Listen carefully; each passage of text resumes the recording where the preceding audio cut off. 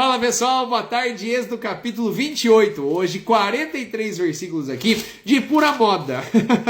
Vai falar sobre as vestes sacerdotais aí, né, de Arão e seus filhos, né? Então é o seguinte, para você entender, Caio, mas veste é roupa, pelo amor de Deus, não, isso aí já foi, isso aí é passado, chinelo e boné tá bom, não, calma aí que não é nada disso, tá? Então é o seguinte, ó, essa veste sacerdotal, primeira coisa que você precisa entender, era uma veste santa, tá? E quem fala isso não é Moisés, não é Arão, não é ninguém, é o próprio Deus. Olha só o versículo 2, né?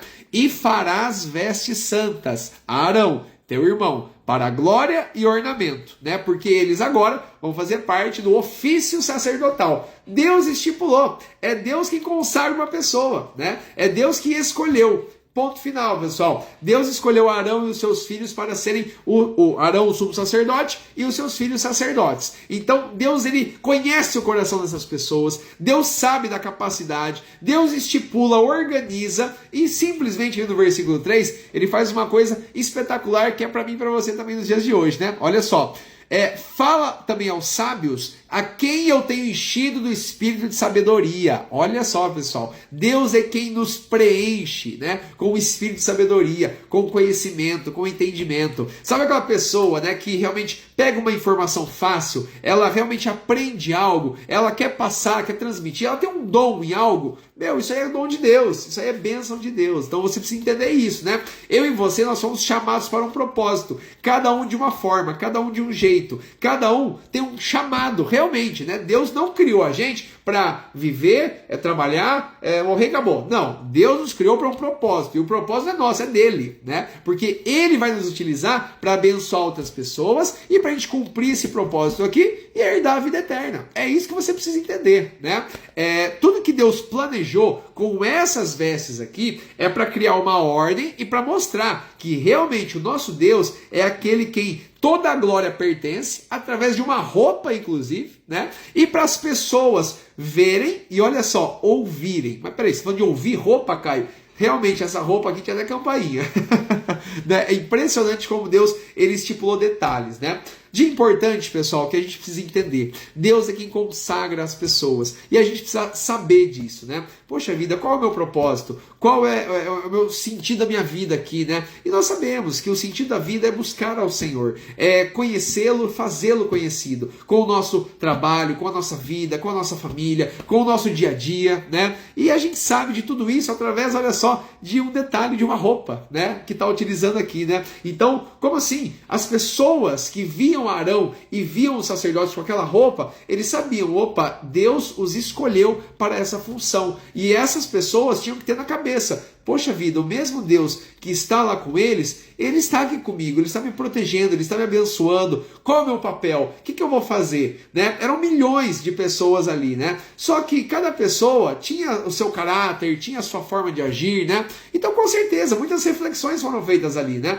Poxa vida, Deus está utilizando eles, mas o que eu posso fazer? O que eu posso ajudar? O que eu posso... Então, nós temos pessoas na Bíblia, isso eu quero deixar muito claro para você, que não tem nome dela aqui, que não tem história dela aqui, mas com certeza tiveram um papel fundamental para muitas e muitas situações. A gente não sabe e nunca vai saber aqui, né? Mas lá no céu com o Senhor, com certeza, nós vamos conhecer essas pessoas, né? Que fizeram a diferença lá no meio das tendas, né? Com as crianças, com os idosos, né? Então cada um tem seu papel. Olha só, isso que você precisa entender, né? Cada um trabalha de uma forma, cada um tem uma familiaridade, né? Na questão de trabalho, na questão de afazeres, né? Agora você só precisa descobrir o seu, né? E simplesmente você só vai descobrir falando assim, Senhor, o que eu faço? Me coloco nas tuas mãos e coloco o meu dom, que o Senhor mesmo me deu, para eu aplicar na minha vida. O que eu faço? Olha só quanta coisa a gente está aprendendo, pegando por causa de uma roupa. Então vamos lá, tá? Eu vou seguir aqui para a gente não perder o raciocínio, né? Essa mesma roupa aqui, para você entender, tinha vários ornamentos, né? Ornamentos que eu digo, ela era bem detalhista, né? Então tinha a questão dos materiais, né? Do pano azul, carmesim, tecido de linho fino torcido, bem parecido, né? Com o tecido das cortinas, né? Se você pegar lá no capítulo 26, você vai ver também, né? Mas aí tem uns detalhes de pedras, né? Então vai ter pedras sardônicas, né? Que vai ter os nomes dos filhos de Israel, né? Tanto no peitoral como nos ombros. vai ter as duas pedras chamadas de Urim e Tumim, né, que na tradução, né, seria luz e integridade, ou luzes e perfeições. E essas pedras, chamadas de Urim e Tumim, elas que realmente assim, né, eram a direção, eram a resposta de Deus sobre algo, né? Ali no versículo 30 fala, né, também porás no peitoral do juízo Urim e Tumim, né, para que estejam sobre o coração de Arão, quando entrar diante do Senhor. Então, Deus ele falaria através de algumas situações, através dessas pedras, né? E aí, se você pesquisar, você vai ver que tem gente que acha que uma pedra era branca, outra era preta, que uma era disso, outra era assim, que essas pedras, quando Deus falava, uma delas acabava brilhando, ou eles tiravam sortes para ver qual era a resposta, se tirava uma pedra era assim, se tirava uma pedra era outro. Então, assim, né? Realmente era uma situação que a gente não sabe ao certo, mas que Deus utilizava de tudo isso que estava na vestimenta para a glória dele, para realmente mostrar para o povo que há um Deus ali que organiza, né, que é santo, né, e assim, e tantas outras formas aí, né. Tem até a questão, né, na testa, né, que eu até marquei aqui, que vai estar escrito, né, santidade ao Senhor, né, que basicamente Arão vai colocar aqui na testa. Você pode escrever aí, né, na internet que vai aparecer uma imagem ilustrativa, né. Isso aqui é fantástico, pessoal, isso aqui é fantástico, tá? São muitos detalhes dessa roupa, muitos detalhes mesmo, né. E aí o que eu quero focar com você é no versículo 41, olha só. E vestirás com eles a Arão, teu irmão, e também teus filhos, né? Os ungirás, presta atenção, consagrarás e os santificarás, para que me administrem o sacerdócio.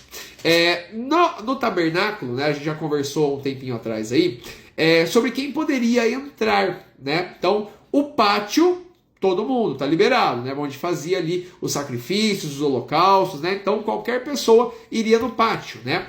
Mas a partir de agora que você entrava no lugar santo, somente os sacerdotes entravam. Quem tinha no lugar santo lá, né? Tinha os pães, né? Tinha o candelabro para deixar aceso as coisas, né?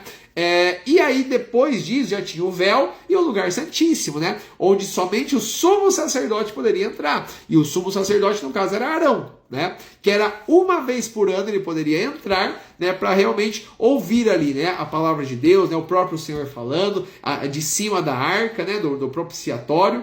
E realmente é isso, né? Você pode até pesquisar aí a expressão, né? Yom Kippur, né? Você vai ver aí que é o dia da expiação, tá bom? Uma vez por ano o sumo sacerdote ia lá e falava com o Senhor, né? Por conta dos pecados do povo e tudo mais. Bom, pessoal, e tudo isso aqui, né? Assim, eu fiz até um resuminho básico aqui para falar com vocês, né? Tudo isso que a veste representa, né? Ela simboliza claramente, né, o próprio Senhor, a glória do Senhor e o nosso Senhor Jesus, né? Hoje realmente nós não precisamos usar nenhum tipo de veste, né, sacerdotal assim para falar, não. A gente simplesmente, né, tem que cumprir os mandamentos de Jesus, né, que se vestiu com humildade aqui na terra, né, ele e seus discípulos, né?